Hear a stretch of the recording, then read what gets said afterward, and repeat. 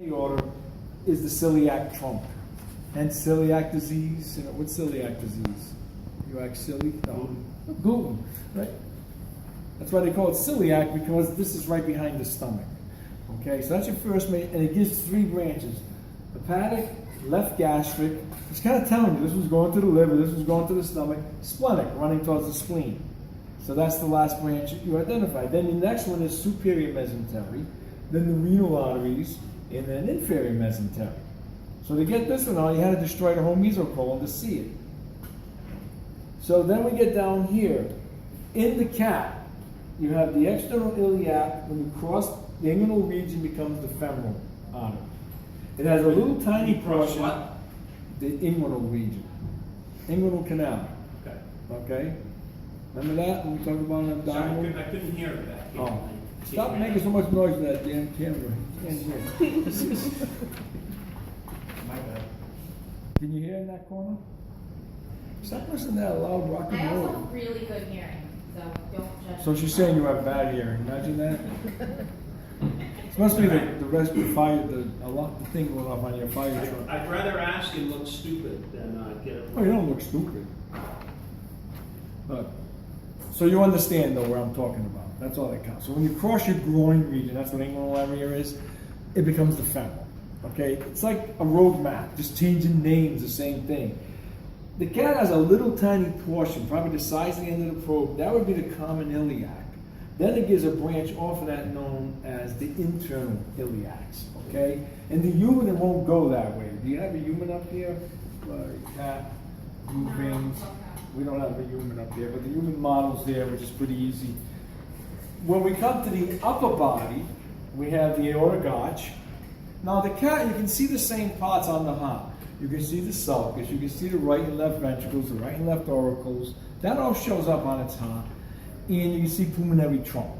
That's about all we test on the heart. If we go beyond, if we pin it, it'd be like maybe pulmonary trunk, maybe a sulcus, maybe a ventricle will get pinned on a cat's heart. Then you have the arch comes off. The first branch is brachiocephalic, which is going to give three branches: left common carotid, right common carotid, and right subclavian, not axillary. We don't have right subclavian written here. Let me write that on the inside of it. Right subclavian.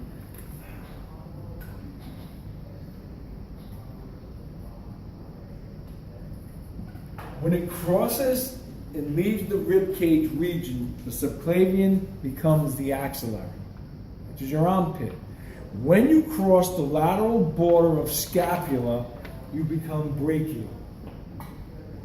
Hear what I'm saying? So when you leave the rib cage, that subclavian now becomes the axillary. It's up in here. When it crosses the lateral border of the scapula, it now becomes the brachial. Then it continues on down and it bifurcates itself into the radial and ulnar down beyond the elbow, which you can see in the cat very easily.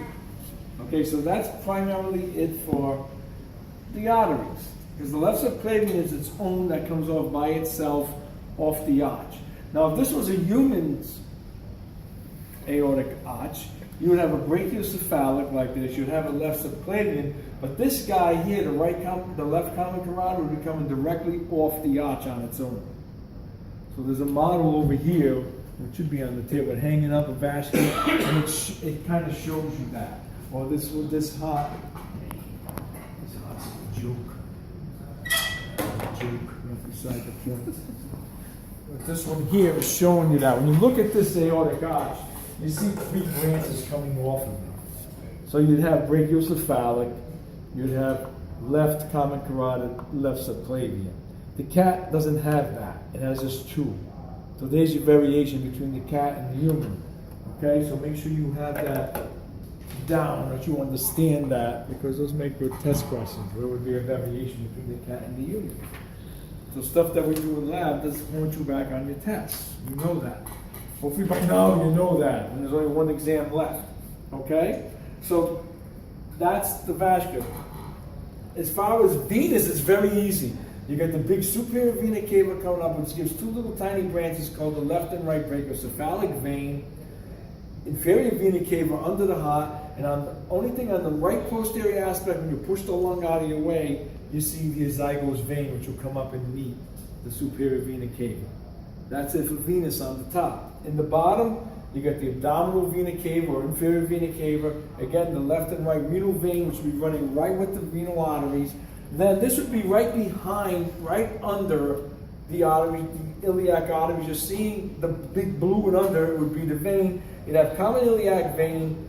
Before it kind of ready to exit past that groin area, it would branch itself into an internal and external iliac vein, femoral vein. That's it for the vascular. Okay? So what I want to show you this is on this model here. Not only going to see renal, so the big red one coming down would be your abdominal aorta. Okay? And it's given, so in theory, looking at this, we know that would be celiac, that would be superior, that would be inferior mesenteric. You can see that. This coming off would be my renal artery. Coming down, it bifurcates. These, at this point, would be common. Angle it up, you can see this would be the common iliac artery on both sides. The one going inside here that I'm touching with the pen would be the internal iliac.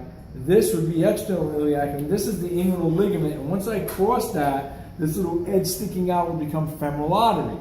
The vein does the same thing. You have the vena cava giving a renal vein coming off, doing the same thing. The common to the internal to the external. So it has the same branching mechanism that the artery does. The variation on the artery is in the cat, but not its venous structure. It's similar to this. And what it's showing you is the kidney. This would be your adrenal gland.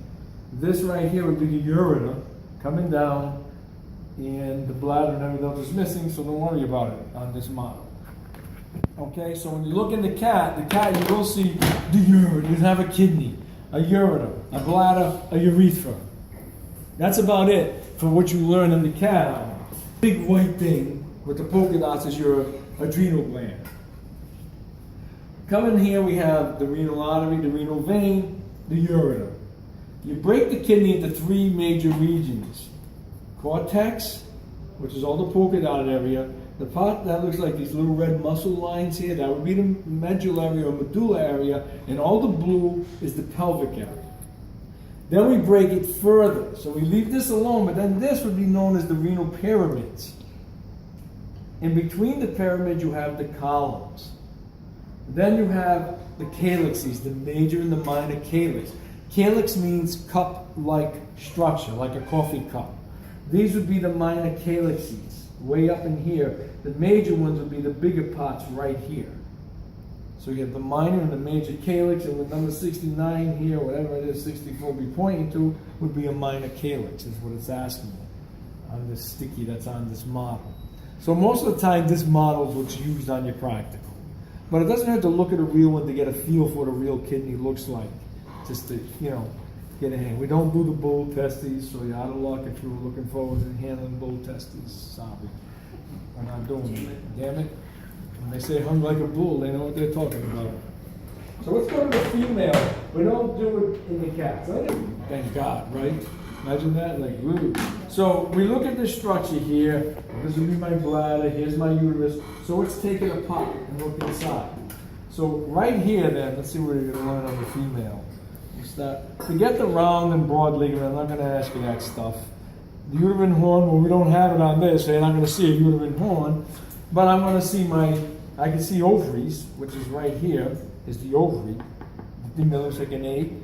This coming around off the ovary is your oviduct, or fallopian tube, or uterine tube. It's got more names for the same damn thing. Okay, so here's your oviduct coming off. Okay, then this would be the body of the uterus. This is the cervix, and there's the vaginal canal. This would be urinary bladder, and this would be your urethra right here to give you landmarks. So that's about all you have to see on this model. Okay, it's very easy. So I mean, if you're a female, you kind of have these spots, so you kind of know where they are. Now let's go to the male. Well, let's start at the testes. Well, here's the testes. This is the scrotal sac. So here's the testes. And this thing here is the epididymis. The epididymis stores the sperm from maturation. And then we have somatic cord. Now the cord is different from the vas deferens or ductus deferens, you know, for the cut in the vas acti. That's the chute that holds the sperm. The cord has a lot of things. It's going to have cremaster muscle in it. It's going to have arteries, veins, and nerve supply, along with the along with the vas deferens. When you start coming up, when we get to this top point, this would be my vas deferens because this is the ureter coming down into it. Then it loops around to the prostate gland because this is the seminal vesicle here, which you don't have to know. Let's go inside, you see a little better. So when we get inside here, here's the bladder, we're inside the bladder, and this, you know, so we got the spermatic cord coming in, not the spermatic cord, the vas deferens coming around, going into the prostate. So here's the inside of my prostate. So this, at this point, would be prostatic urethra. We get down here, and even this penis comes apart. We have the spongy urethra, and the penis, and the glans penis. And I think that's about it. So those are all the structures you're looking at tonight, okay? The vasculars, it's not, it seems like a lot till you start doing it, it really isn't. I mean, this, usually when you do the urinary and reproduction lab in 20 minutes, 95% of the class is gone because it's such a quick thing to look at and learn. Because by using these models, it's kind of like the pictures in your book. Using the cat, it like, you know, the penis is about like this, you know. I had a student and he thought you were looking at the female, so when you realize that's a penis sticking up at you, it's like, oh, it is. Conditioning assault on these things. But besides, you know, but so the structures are so small that you don't see it. But what I want you to do is take a look at what a uterine horn looks like. You can actually see the ovary fallopian tube or uterine tube in the cat. You can see that, and you can see the vagina. You can see all this stuff. You can actually see vagina, cervix, and the uterus, just to see what it really looks like.